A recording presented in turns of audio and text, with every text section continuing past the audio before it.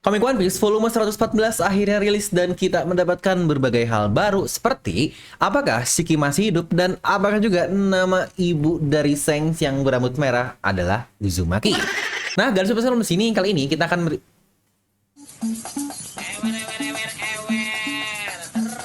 ya, petir mulu. Dimana tempat kalian lagi sering hujan nggak? Ini saya di Tangerang, kerjaan hujan mulu tiap hari. Coba buat kalian yang di Tangerang, coba tulis juga di kolom komentar. Nah, oke, di sini kita akan bahas SBS volume 114 yang seperti biasalah. Di setiap rilisan tankobon atau versi komik dari Oda Sensei, kita akan mendapatkan semacam info-info tambahan dari yang namanya SBS ini. Nah, jadi kira-kira ada info menarik apa nih yang kita dapatkan di SBS 114? Yang dimana volume 114 ini memiliki cover yang sangat-sangat OP sekali dari bajak laut Rocks yang wah, ini sangat bagus sekali. Nah, jadi pastikan kalian tonton video sampai habis agar tidak ada informasi yang miss dan juga setengah-setengah karena sudah tidak masuk akal tapi akal bisa masuk. Nah, mari tanpa basa-basi lagi kita langsung saja. Wadaw.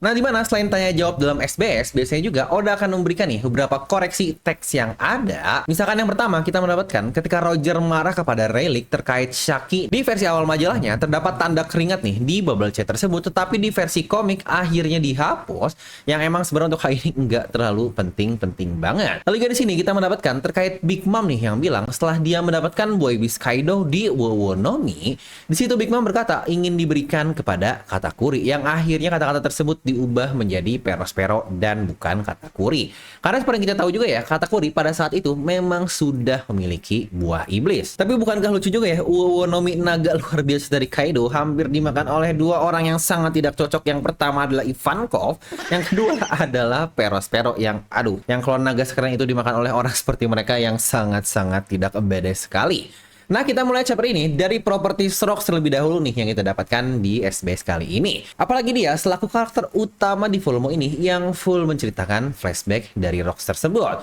Diketahui kalau nama kapal dari bajak laut Rocks adalah Rocks Fury dan nama pedangnya akhirnya terungkap kalau pedang tersebut bernama Eclipse, yang bukankah ini wadaw sekali. Yang tidak diketahui memang untuk pedangnya termasuk grade apa. Untuk pedang yang kita tidak tahu dia termasuk ke grade apa, tetapi satu yang jelas dari namanya alias Eclipse bukankah mengindikasikan bulan?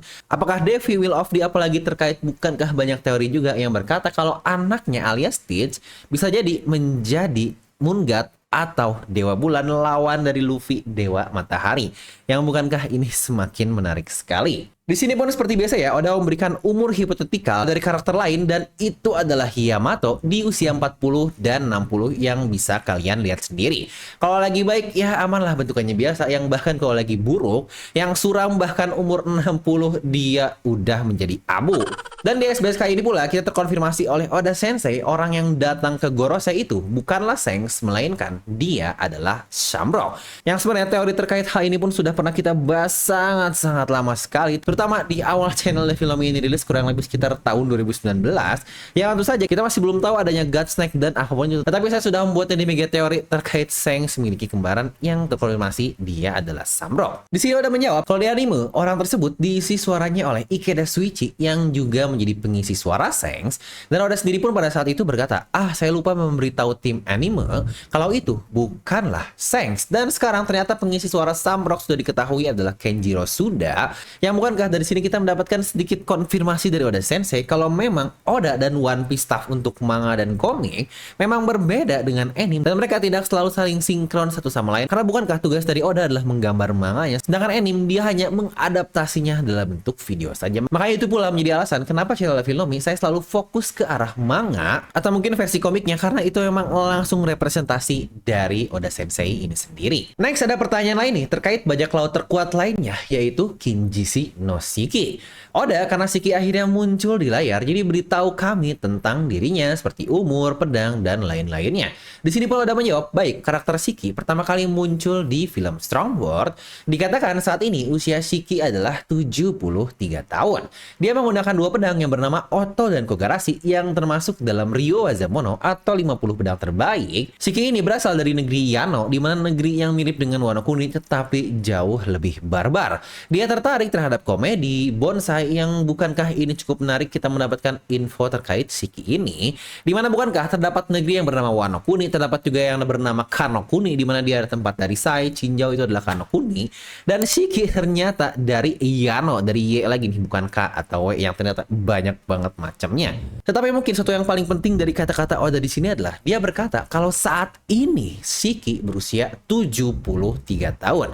Yang berarti benar Shiki masih hidup dan kita tidak tahu dia ada di mana. Yang baik lagi ya, sisa-sisa bajak laut rocks yang masih hidup semuanya menjadi orang-orang luar biasa seperti Kaido, Big Mom. Untuk Shiki ini kita masih nggak tahu, sepertinya dia masih bersembunyi. Yang sebenarnya kalau kita lihat usia dari Shiki ini, dia mungkin cenderung lebih muda ya dari angkatannya dahulu seperti Roger, Rayleigh, Garp, dan yang lain-lainnya.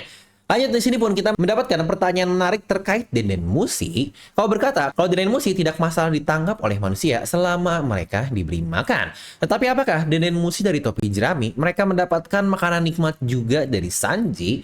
Aku ingin tahu bagaimana mereka merawat Denden Mushinya. Dimana sejujurnya jawaban Oda ini sangat-sangat menarik sekali.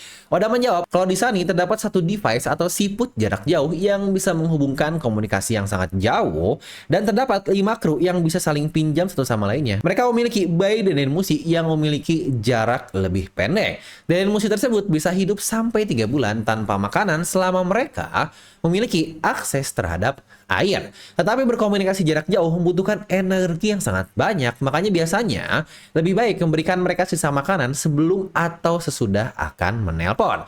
Mereka diperbolehkan berjalan-jalan di kebun bunga Robin atau di pohon jeruk Nami, dan makanan favorit mereka adalah cabbage atau kol.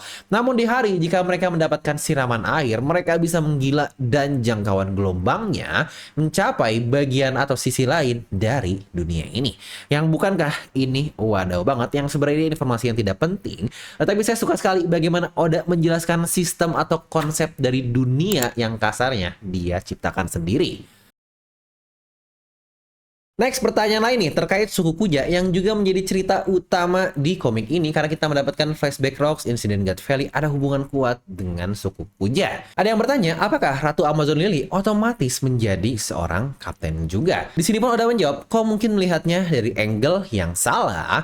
Kita harus mulai dari narasi yang ada di Kuja dahulu. Di negeri ini, kecantikan adalah kekuatan itu sendiri. Jadi siapapun yang menjadi terkuat, dan lebih jauh lagi kalau dia paling cantik, dialah yang akan mendapatkan tahta tersebut. Dan karena itu mereka juga pada akhirnya menjadi kapten dari bajak laut Kuja. Setelah melihat cerita tentang Shaki yang selamat dari Tenryubito, kalian mungkin akan paham kenapa orang-orang tersebut akhirnya menargetkan dan menjadikan budak untuk Hankook dan para saudaranya, karena mereka akan menjadi kandidat dari ratu selanjutnya. Dan mungkin pertanyaan lain juga nih terkait suku Kuja. Ada yang bertanya, Glorious yang muda terlihat menggunakan anting yang sama dengan Hancock sekarang, lalu juga Shaki dan Tritoma menggunakan anting berbeda sebelum mereka menjadi kapten, dan akhirnya mengubahnya setelah mereka telah menjadi kapten.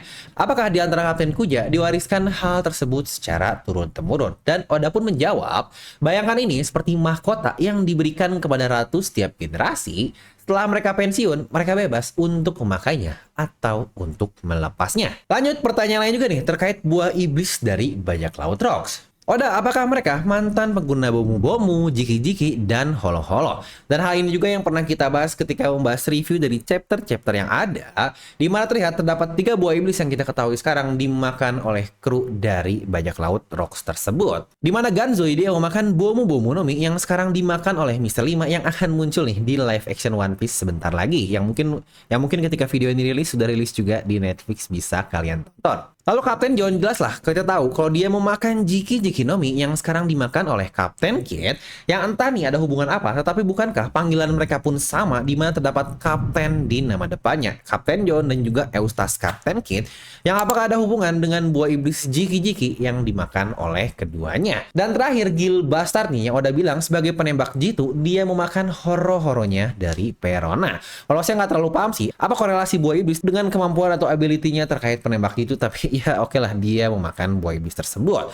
Di sini Oda menambahkan juga kalau mereka mantan pemakan dan sekarang mereka sudah mati. Ketiga orang ini muncul sebagai general zombie di Thrillbug, walau ya itu tidak penting lagi. Ini saya nggak tahu nih apa maksud Oda ngomong hal seperti itu. Apakah Oda mengindikasikan kalau mereka ini benar-benar mayat langsung dari mantan bajak laut Rocks atau hanya dibuat mirip saja? Makanya Oda bilang tidak penting, yang ini sangat mencurigakan sekali. Dan di sini pun Oda bilang kalau kemampuan buah iblis seseorang tidak memiliki satu cara saklek yang sama untuk menggunakannya, makanya setiap individu pasti memiliki caranya sendiri-sendiri. Ya walau kecewa nggak kecewa sih, karena Oda pada akhirnya tidak membuat buah iblis baru untuk bajak laut Rocks yang mungkin bisa kita prediksikan siapa pemakan di era sekarang, tetapi Oda memutuskan menggunakan buah iblis yang ada. Tapi ya oke lah, tidak masalah. Lalu pertanyaan jokes juga nih terkait Jolly Roger dari bajak laut Roger. Ya waktu itu juga bukankah kita kebingungan dengan Jolly Roger atau bendera Roger ini? Karena bukankah ketika Roger muda dia belum memiliki kumis, tetapi kenapa benderanya sudah memiliki kumis? Dan di sini pun Oda menjawab, benar, itu adalah mie udon. Ya, saya dapat satu pertanyaan ini, tepatnya saya mendapatkan banyak banget.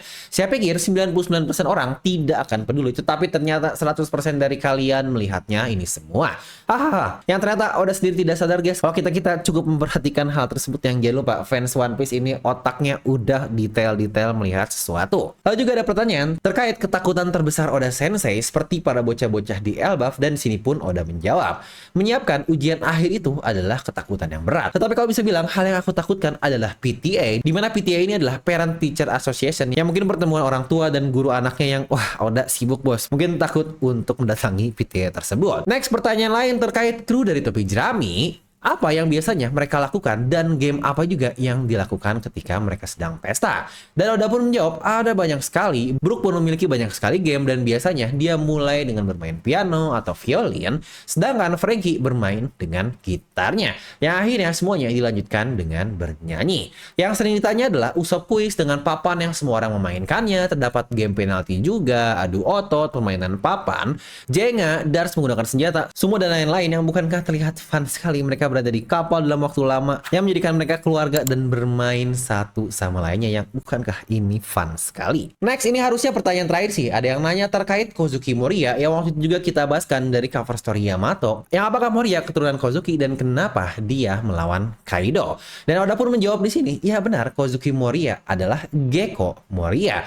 Aku tadinya mau masukkannya di arc Wano Kuni, tetapi tidak tahu di mana saya bisa menyelipkan hal tersebut di cerita utama. Jadi di sini mari kita recap aja ya, apa yang kita dapatkan tentang Moria. Dia bertarung melawan Kaido dan semua anak buahnya mati, yang dari situ pun dia menjadi seseorang yang akan memanfaatkan orang lain untuk tujuan yang dia miliki. Di situ pula dia mengambil mayat dari samurai legendaris seperti Ryuma dan pedangnya Susui. Yang seharusnya dari sini kalian bisa menghubungkan ya, kalau Moria pernah ke Wano Kuni, tetapi yang ingin saya jelaskan adalah kenapa dia melawan Kaido. Oda menambahkan kalau orang-orang di daerah Ringo ini sangat baik sekali menerima Moria muda yang terbawa arus dari lautan di sebuah pulau asing Wano Kuni, yang saat itu orang yang merawatnya pada akhirnya memberikan nama Kozuki kepada Moria sebagai simbol dari kekuatan yang dimiliki bocah tersebut. Dan karena dia yang berterima kasih ke orang-orang di sana untuk menjadi bajak laut, di situ pun dia melawan Kaido untuk menyelamatkan orang-orang di Wano Kuni. Tapi yang seperti kita tahu, dia menerima kekalahan fatal yang menyebabkan kematian dari nakama-nakamanya. Setelah kekalahan ini, Moria merasa malu dan dia pun meninggalkan Wano Kuni tanpa memberitahu siapapun. Jadi semua orang berasumsi kalau Moria mati di pertarungan tersebut, dan itulah alasan kenapa terdapat nisan dari Moria. Yang bukankah cukup lengkap sekali kisah yang Oda ceritakan terkait satu karakter Gecko Moria ini. Yang sebenarnya terkait nama Kozuki muncul di Moria pun, satu yang kepikiran saya pada saat itu adalah yang berarti dia bertarung melawan Kaido pastinya kemungkinan besar atas dasar samurai yang dia miliki, atau mungkin dalam kata lain dia ingin menyelamatkan orang lain sampai akhirnya dia putus asa dan menjadi bajak laut seperti yang kita ketahui sekarang. Tetapi mungkin yang aneh adalah kok bisa ya orang asal ngasih nama Kozuki seperti itu? Harusnya satu-satunya orang yang bisa ngasih nama seperti itu ya harusnya mereka-mereka dari klan Kozuki yang sama. Ibarat seorang asing dan tiba-tiba ada orang yang ingin memberikan saya marga, apalagi kalau ternyata marga itu adalah marga bangsawan, dan orang yang memberikannya ternyata bukan dari marga tersebut, yang bukankah ini aneh banget, yang bahkan bisa kena hukum bahaya juga. Tapi ya lagi-lagi itulah ternyata kisah dari Moria yang Oda berikan kepada kita. Oh ya, mungkin sedikit tambahan ya terkait Moria Moria dan Thrillbug juga. Diketahui pulau Thrillbug ini berasal dari South Blue. Bukankah itu adalah lokasi yang sama dengan pulau dari God Valley? Dan dari situ muncullah banyak teori kalau apakah Thrillbug adalah God Valley. Makanya itu menjadi alasan kenapa Moria bisa mendapatkan banyak general zombie yang diambil dari mayat bajak laut Rocks, yang bukankah ini cukup menarik. Nah, jadi itulah untuk SBS kali ini. Semoga kalian terhibur dengan video ini. Yaitu hitung sebagai pengganti ini, karena minggu ini One Piece Reboot. Jadi oke, untuk videonya kita bahas SBS yang memang sudah rilis aja. Next mungkin kita akan mereview live action season 2. Nggak tahu lah, coba nanti kita akan lihat-lihat lagi. Nah, jadi itu aja untuk video kali ini. Semoga kalian terhibur dengan video ini. Like aja kalian suka, dislike aja kalau suka. Jangan lupa untuk subscribe dan juga share ke teman kalian. Gue Devi pamit, and I'll see you guys next time.